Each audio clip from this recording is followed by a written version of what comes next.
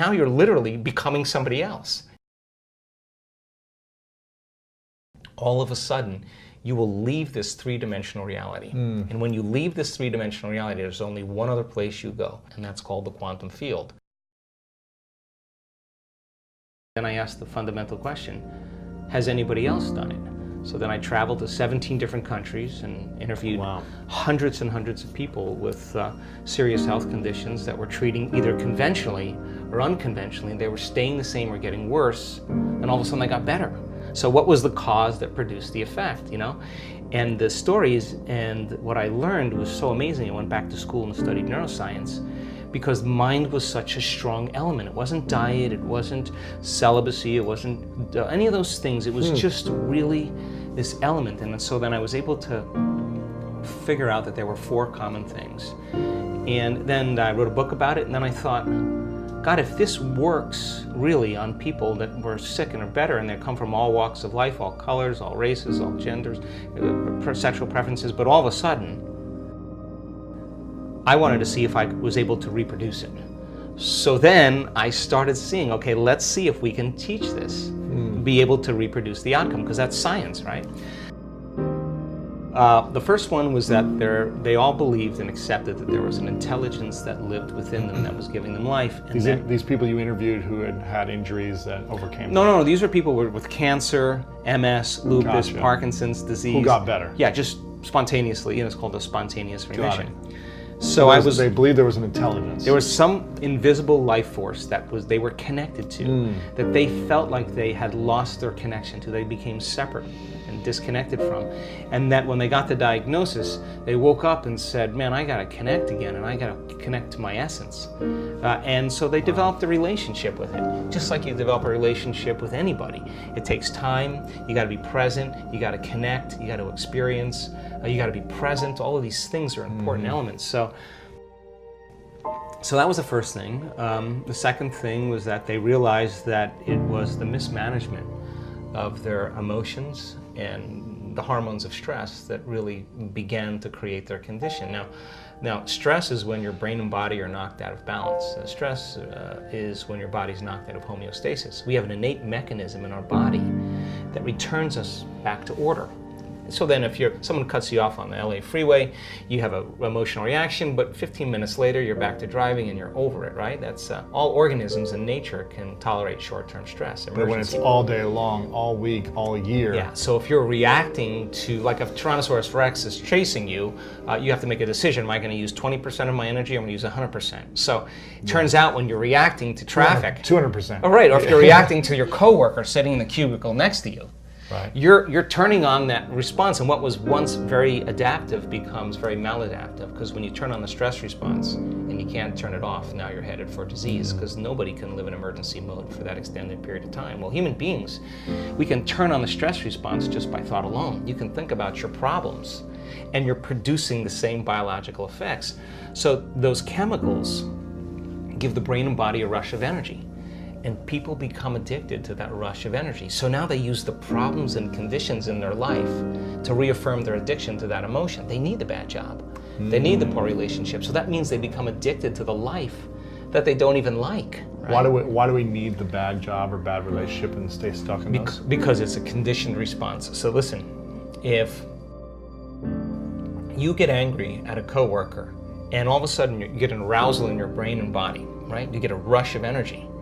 When you start noticing that your body starts dropping, your brain starts noticing your energy starts dropping, you're automatically going to have the image of the coworker in order to what? Give your body the next jolt, right? So all of a sudden people become addicted to their own thoughts, right? So these people realize that, oh my God, I've been mismanaging my attention and energy, and I gotta get beyond my past. I gotta get beyond these emotions. I gotta make some big changes. I gotta break the habit of being myself. You know, I gotta stop being this person. Now, that sounds really good theoretically and philosophically, but change is such a hard thing, right? Because the moment you come back to your senses and you step back into your life and you see that person, or you go to that place, or you're with that experience, so many people are unconsciously reacting in their thoughts and feelings to everything in their environment. So now their environment is controlling how they think and feel. So they realize that in order to change, you got to change the environment. They got to be greater than their environment, greater than the conditions in the world, greater than the circumstances. Be mindful of that every time Stay it comes conscious. up. To be Yes. like, okay, I'm going to think differently. Right. I'm not going to react this way. I'm not going to go back. I'm not going to go back, because the moment you start reacting emotionally, emotions are a record of the past. And if those emotions are driving your thoughts, you're thinking in the past. And if you can't think greater than how you feel, and you believe your thoughts have something to do with your destiny, you're creating more of your past, right? So it turns out that the repetition of thinking and feeling and feeling and thinking, these loops that people get caught in, condition their body to subconsciously become the mind of that emotion. Which means now their body, as their unconscious mind, is believing they're living in the same past experience 24 hours a day, 7 days a week, 365 days a year. What's the relevance behind that? Well, the latest research on genes says genes don't create disease. It's the environment that signals the gene that creates disease. The emotional environment or the physical environment? Your environment, any environmental reaction. But if you're reacting emotionally to your environment the same way, you're signaling the same gene in the same way, and now you're headed for a genetic destiny. So the hormones of stress push the genetic buttons that create disease. If you can turn on the stress response just by thought alone, your thoughts could make you sick. And if your thoughts can make you sick, is it possible that your thoughts can make you well? So they began to realize that, oh my God, the repetition of thinking and feeling and feeling and thinking caused me to feel guilt, and I don't even know it's guilt, it just feels like me. It's just, I'm used to the same chemical continuity. Now, the moment they decided to change, anytime you decide to change and change anything about yourself, get ready, because it's going to feel uncomfortable. It's going to hurt. You're going to leave the known. Yeah. You're going to leave the familiar, and you're going to step into the unknown. Even if the familiar is uncomfortable and painful, right. It's still going to be painful leaving the pain. Right, because some people are super happy being unhappy. Right. So then they would rather cling to their suffering than take a chance in possibility. So these people said, I really have nothing to lose, right? So then they said, I'm willing to be uncomfortable and be in the unknown, and it turns out that's the perfect place to create from. So when the body is conditioned to become the mind, then to change is to be greater than the body, right? Because, how do we become greater than the body? Well, that's a whole nother conversation, but let me finish this, Yes. okay?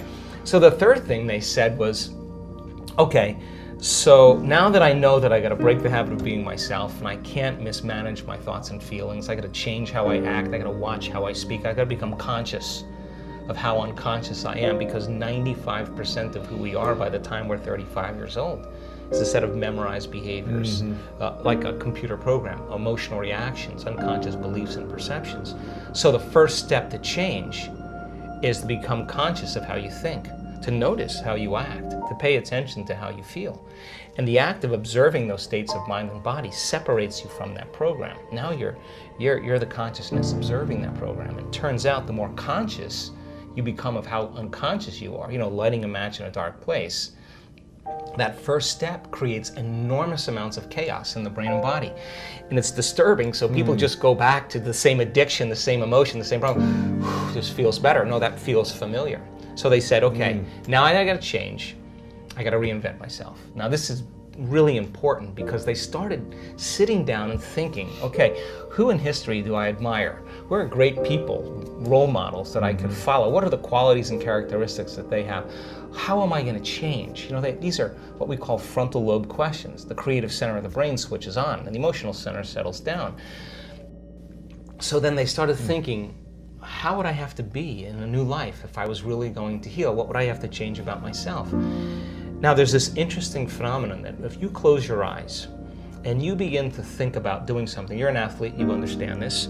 If you're a background in football and you were running a pattern or you were doing something, you would rehearse it in your mind. Yeah. Turns out that the act of mentally rehearsing something, when you're truly present, your brain does not know the difference between what's going on out there and what's going on in here. In fact, your brain will begin to look like you've been doing it for the last 5 days and you've never run the course. So now your brain is no longer a record of the past, because typically it is. Now it's a map to the future. So now you're priming your brain. So that became the very platform. Experiments with piano players. You take a group of people that never played the piano before, you divide them into two different categories. You take one group of people, you teach them one-handed scales and chords. You do a brain scan on them. They come and practice for 2 hours a day for 5 days. At the end of 5 days, if you rescan the brain, they grow new circuits on the opposite side of the brain. Nothing magical there. You learn something new. Learning's making new connections. Get some instruction. You get instruction. You get your body involved. Get your body involved. You're going to have an experience. Experience enriches the brain. Pay attention to what you're doing. You got to pay attention and repeat it. Firing and wiring. You're going to assemble new circuits. You can take the other group of people, have them come for 2 hours a day for 5 days, do a brain scan before, the brain scan after. Have them close their eyes and mentally rehearse playing those scales and chords. At the end of 5 days, they'll grow the same amount of circuits in their brain as the people who actually physically demonstrated the action. What does that mean? It means not only do they change their brain by thinking differently, but their brain looks like they've been playing the piano for 5 days. Now set them in front of a piano. Never played the piano before. They'll play those scales and chords because their brain is wired to play it. So now, the act of rehearsing who they're going to be, what are the qualities, and beginning to get in this creative state, began to lay down the circuits of a new personality. And a new personality is connected to a new personal reality. So the next question is, does that change the body? Take a group of men, have them do one-handed curls in their mind, and bring an emotional component like stronger, harder, more intense. 1 hour a day for 2 weeks. At the end of 2 weeks, 13.5 increase in muscle strength. Wow. Never lifted a weight. Now their body is changing by thought alone. Huh. So these people began to reprogram their brain and body.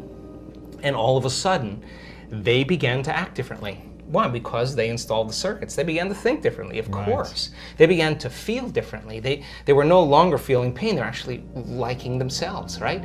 So then if they're living by a different emotion, and they're feeling an elevated emotion before they're healing, before they were healed, they're not waiting for their healing to feel joy and gratitude. They're feeling gratitude and joy. Now their body's believing that it's healed because the body's feeling the emotion ahead of the experience. And if the environment signals the gene and the end product of an experience in the environment is emotion, you're signaling the gene ahead of the environment. And what do genes do? Genes make proteins. And what are proteins responsible? The structure and function of the body. Now you're literally becoming somebody else. And now you're turning down the genes for disease and you're turning up these other genes. So I started to realize that this reinvention process is exactly what we've always done. It's just that we get complacent in certain areas of our life and we stop. Now the last thing they had in common, the fourth thing, is that when they were doing that rehearsal process, they had long moments where they lost track of time and space. In other words, they were so involved in their inner world of imaging that when they turned the light on in the room or they lift their blindfold, they thought it was 20 minutes later, and it was an hour and 20 minutes later. And when you're truly focused and you're truly paying attention and you're in the present moment, all of a sudden, you will leave this three-dimensional reality. And when you leave this three-dimensional reality, there's only one other place you go, and that is the realm of thought, and that's called the quantum field. And that quantum field is where all possibilities exist, right? So they were connecting to a field of information that had everything to do with the first principle, which is that invisible intelligence that's both within us and all around us, personal and universal. It is the unifying field that governs everything material in this world. And if you're going to change something material, that means you got to get beyond your body to heal your body. Right. Because if you're your body trying to heal your body, there's one thing that we can guarantee: it's going to take time. It's going to just take a long time because you're playing by the rules of Newtonian physics. You play by the rules of quantum physics. Energy dictates matter. So when you're truly in the field and you're making changes there, then the downward cascade, neurologically, biologically, chemically, hormonally, genetically, is the side effect of what's happening in the field. It accelerates. It accelerates it, exactly. So you do it in less time because you're more connected to a realm that doesn't play by time.